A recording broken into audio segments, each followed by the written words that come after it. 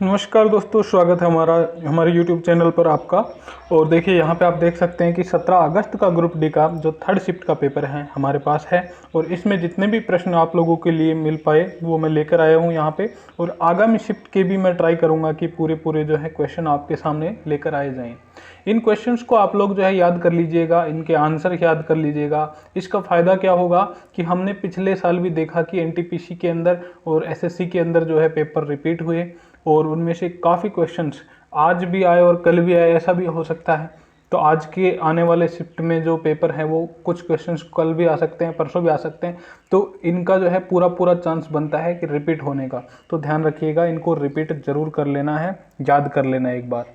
तो यहाँ पे पहला क्वेश्चन देखिए, 2022 में पद्मश्री पुरस्कार किस खिलाड़ी को मिला? तो इसका आंसर हो जाएगा अवनी लेखरा, ऑप्शन में जरूर होगा वहाँ पे। फिर है वेणुगोपाल न्यायमूर्ति जो हमारे हैं महान्यायवादी, जो अटॉर्नी जनरल ऑफ इंडिया है, उनका कार्यकाल कब बढ़ाया गया? तो इसका आंसर हो जाएगा 2022। ये 4 ऑप्शन दिए गए थे, इन 4 ऑप्शन में 2022। अब आपने क्या किया वो आप लोग देख सकते हो। इसके बाद है उपनिषद में उप का क्या अर्थ होता है? तो देखो मेरे अनुसार इसका जो अर्थ है वो निकट होता है, यानी कि पास, नज़दीक।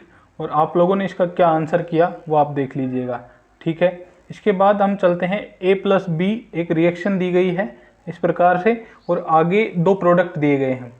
तो ये है एक द्विविस्थापन अभिक्रिया, ठीक है, यानी डबल डिस्प्लेसमेंट होगी यहाँ पे। तो पहले Ag के साथ तो होना चाहिए NO3, Ag के साथ NO3 प्लस में क्या होना चाहिए था, K के साथ Br होना चाहिए था, यानी पोटेशियम ब्रोमाइड प्लस अर्जेंटिनम नाइट्रेट। इसका द्विस्थापन हुआ तो K इधर चला गया, Ag इधर आ गया। तो इस तरीके से ये अभिक्रिया हुई। तो A और B का जो वैल्यू था वो क्या है, एक तो KBr और साथ में AgNO3, ठीक है। तो इसके बाद ये आंसर हो गया। और नेक्स्ट है फ्लेमिंग के जो बाएं हाथ और दाएं हाथ का नियम है वो क्या दर्शाता है, उससे हमें क्या प्राप्त होता है? तो लेफ्ट हैंड के नियम से तो क्या प्राप्त होता है, डायरेक्शन ऑफ करंट यानी धारा की दिशा। और राइट हैंड के नियम से क्या मिलता है, डायरेक्शन ऑफ मैग्नेटिक फील्ड यानी चुंबकीय क्षेत्र की दिशा प्राप्त होती है, ठीक है। तो ये यहाँ पे आंसर हो जाएगा। इसके बाद दोस्तों एक क्वेश्चन आया था इतना सिंपल कि संविधान कब लागू हुआ? सबको पता है 26 जनवरी 1950 को हमारा संविधान लागू हुआ था।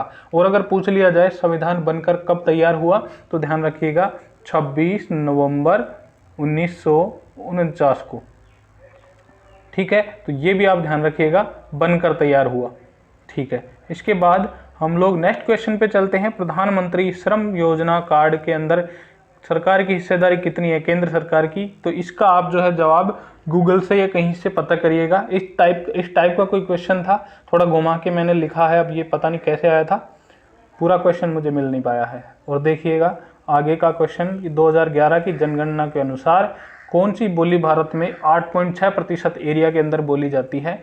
तो भाई वो है बंगाली। ये डेटा आपको याद रख लेना था, लेकिन इस टाइप के क्वेश्चंस को याद नहीं करता है, तो मैक्सिमम लोग इन टाइप के क्वेश्चन को छोड़ के आते हैं। तो आप लोग भी नेगेटिव मत करिएगा, नेगेटिव मार्किंग ना हो, इसलिए इस टाइप के क्वेश्चन अगर आपको नहीं आते तो आप छोड़ देना।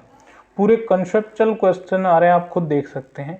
और आपको कैसी तैयारी करने की आगे ज़रूरत है, आगे वाले जितने भी फेज आएंगे उनके लिए। सरदार सरोवर बांध जो है उससे क्या लाभ हुआ? अब कहाँ पे है ये तो पूछा नहीं, इसने पूछा क्या लाभ हुआ। तो इसका सिंपल आंसर बताया गया है कि भाई हाइड्रो इलेक्ट्रिक प्लांट है यहाँ पे। इसका मतलब है कि हम जो पानी से बिजली बनाते हैं उसका प्लांट यहाँ पे लगाया गया है। फिर अगला है गर्भ निरोधक गोलियाँ जो होती हैं अबॉर्शन करने के लिए, कॉन्ट्रासेप्टिक पिल्स जिसको बोलते हैं, वो कहाँ से ली जाती है? मतलब मुंह से ली जाती है, ये तो सिंपल है, लेकिन कॉपर टी के माध्यम से ली जाती है, इस बात को आप ध्यान रखिएगा, ठीक है। इसके बाद आपका आता है कि समुद्र का रंग जो है नीला क्यों दिखाई देता है? इसी प्रकार बोल सकता है कि आसमान का रंग नीला क्यों दिखाई देता है, ठीक है। और ऊपर जाने पर, हवाई जहाज में ऊपर जाने पर आसमान काला क्यों दिखाई देता है? तो इस सब का जो आंसर है प्रकाश का प्रकीर्णन, ठीक है, धूल के कणों से प्रकाश का प्रकीर्णन।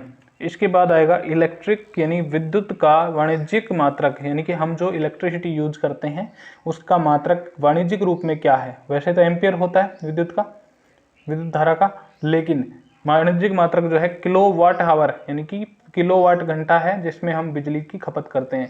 1 किलोवाट आवर का मतलब होता है 1 यूनिट, ठीक है। दो समान लंबाई की जो, यहाँ पे एक मिनट, दो समान लंबाई के दो प्रतिरोध तार दिए गए हैं, एक का क्षेत्रफल जो है दूसरे से 16 गुना ज़्यादा है, तो रेजिस्टेंस यानी प्रतिरोध का अनुपात बताओ। तो प्रतिरोध का जो सूत्र होता है भाई, R equals to rho into L upon A. L से लंबाई हो गई और ए से एरिया यानी कि क्षेत्रफल। तो यहाँ पे आप इजीली देख सकते हैं कि दोनों को R1 अपॉन R2 करके दिया गया है। R1 अपॉन R2 कर देंगे, दोनों का प्रतिरोधकता यानी कि रो समान होगी, लंबाई भी सेम होगी। A1 और A2 को रखा गया है अलग अलग। फिर जब A2 ऊपर चला जाएगा बाकी सब कट जाएगा, तो इसका जो आंसर आने वाला है 1/16 ये। लेकिन ये A2 अपॉन A1 है, इसको उल्टा करेंगे A1 अपॉन A2 तो 16:1 इसका उत्तर आ जाएगा। इसके बाद देखिएगा रासायनिक समीकरण को किस आधार पर संतुलित किया जाता है। तो यहाँ पे ऑप्शन और भी थे, वो द्रव्यमान संरक्षण के नियम, आयतन संरक्षण के नियम, ऊर्जा संरक्षण के नियम के आधार पर। तो यहाँ पे होगा द्रव्यमान संरक्षण के आधार पर, यानी बराबर के इधर और बराबर के इधर दोनों साइड में जो है द्रव्यमान बराबर होना चाहिए। ठीक है, अभिक्रिया से पहले और अभिक्रिया के बाद में। तो यहाँ पे अंतिम क्वेश्चन हमें मिला जो ये है कि किस पैरा एथलीट को मेजर ध्यानचंद पुरस्कार मिला है। तो मनीष नरवाल को ये ध्यानचंद पुरस्कार मिला है। तो दोस्तों ये सभी क्वेश्चन आप लोगों के लिए मैं लेकर आया, और इस टाइप के क्वेश्चंस के लिए जो है हमारा चैनल सब्सक्राइब कीजिए। आगे भी जो है प्रत्येक शिफ्ट के 18 तारीख की सारी शिफ्ट के क्वेश्चन हम लोग लेके आएंगे, और इन क्वेश्चंस को आप लोग नोट कर लीजिए या फिर स्क्रीनशॉट ले लीजिए। यहाँ पर इतनी मेहनत करने की एक्स्ट्रा ज़रूरत नहीं है, स्क्रीनशॉट मारिए और याद कर लीजिए, तो तुरंत अगले शिफ्ट के अंदर जो हम लोग मिलने वाले हैं। ठीक है, thank you, all the best, जय हिंद। चैनल को सब्सक्राइब कीजिए, थैंक यू।